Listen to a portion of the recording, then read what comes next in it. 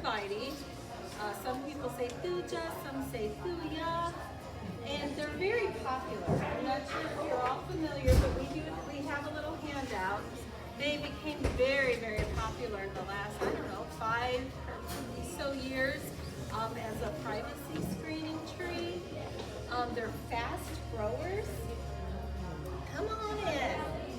We have a couple of seats there. There's a seat with these ladies.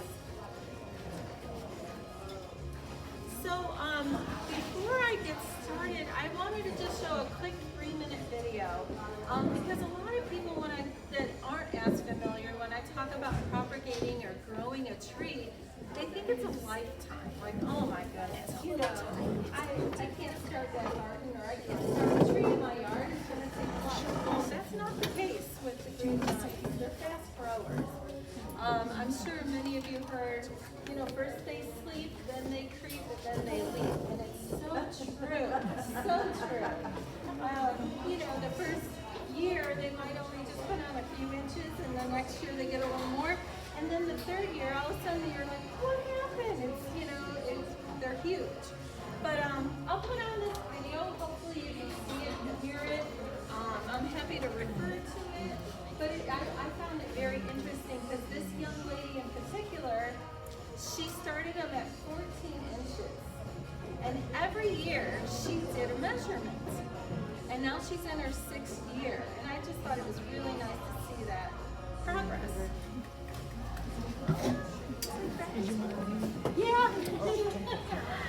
I don't have a big movie screen or TV, but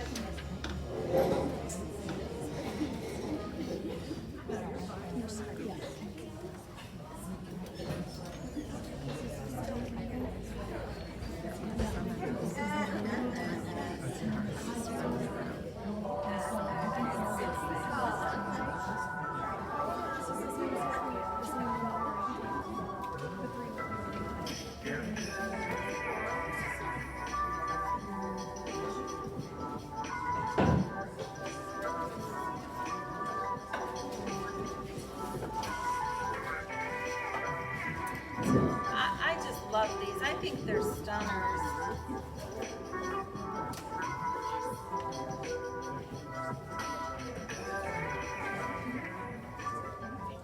Hi guys, it's Dee and welcome to Dee's Yard. It's officially October, which means it's time for the 6-year update of my privacy screen. And looking back at pictures 6 years ago when I planted these trees as little babies, I really cannot believe how much they have grown. If you are new to my channel, welcome.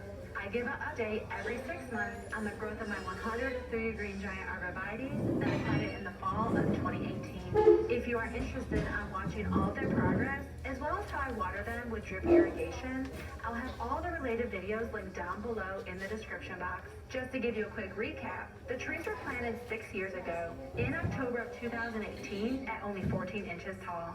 At their first year mark, they only put on 6 inches, which is expected from such small baby trees while they focus on their root development.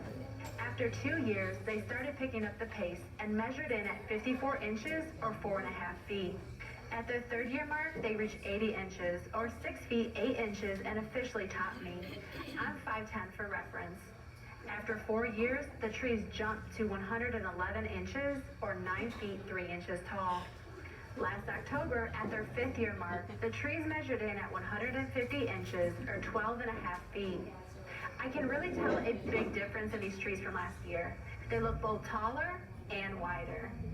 I have some trees that are shorter and some that are taller, but this is the same tree I use for all my updates, and it is the average size.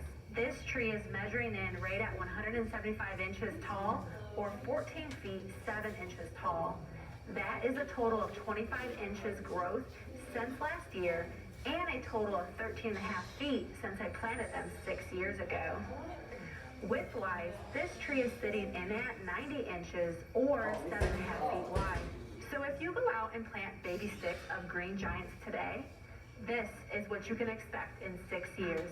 Amazing growth. These trees are planted 10 feet apart on center in a single row.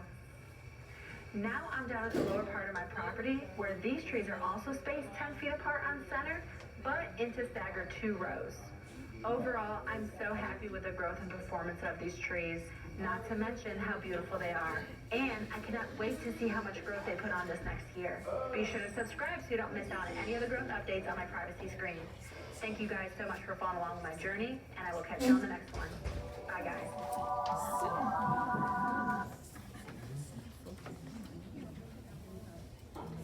So just thought it would be interesting to show some that may not know, you know, that's a pretty big growth rate. So, have any questions before we get started? Yeah. Like how tall can they get? What's the So average? they go from 40 to 60 feet tall. Initially, they would say, you know, they weren't going to get that tall, but they're seeing that they're going 60 feet tall, and they can go 12 to 18 feet wide. Beautiful, beautiful. And they stay green year round. They get a little bronze in the winter. They're deer resistant. So far, there's not been a big issue with pests. The only thing is like bagworms, but if you really, you know, take care of them well, they're good for full sun. They tolerate some shade, but they do need some sun. And what I've noticed is as long as the first year or two you baby them and get them watered, get them really rooted in, they weathered this dry season that we had this past season. I was so busy here, I was so worried I would lose or have some issues with them, and not one of them. I think I have 22 lined in my backyard, and started as babies, and probably are 6 to 7 feet tall now. And there's zones 4 through 8, but they do better in like a 7 zone. They don't do real well in a warmer zone. So, yeah. I was reading a little bit about their root system. Do they put out any kind of taproot at all, or is it just? I haven't seen that, and they're not like a crazy spreader like a willow tree or anything like that. I don't think that Well, they're. I'm just thinking more in terms of anchoring in the ground. Yeah. With the wind. I have heard that they are more sturdy than the cypress because there are issues with the cypress tree and the wind. But I don't know where, so far, I was a little worried too with the last freeze and rain that because I went out there and a lot of them were like turned this way and frozen. But I was like, oh, please don't hurt my trees. But they weathered it pretty well. So what I have in each bin is some dirt mixed with sand. It's just a medium to help root. You've got your little planter spot, and what on top of there, that is rooting hormone. It's not really necessary. It'll help, but I don't use it a whole lot, but I thought I would bring it. And then, these are all from my trees. So you can make many clippings off of this actually. There's probably a good 5 or 6 clippings just off of this. These right now are dormant. It's winter. They're hardwood winter cuttings. I've been watching a lot, and they tend to do better than the summer. At first I thought you were way better off getting them in the summer, but it appears the success is better. I myself have literally cut them, put them in around my patio or in pots and just kind of watched them, and they did wonderful. They weathered, as long as I didn't let them get too dry or too saturated. So I'm not sure if you want to bring your cutting home.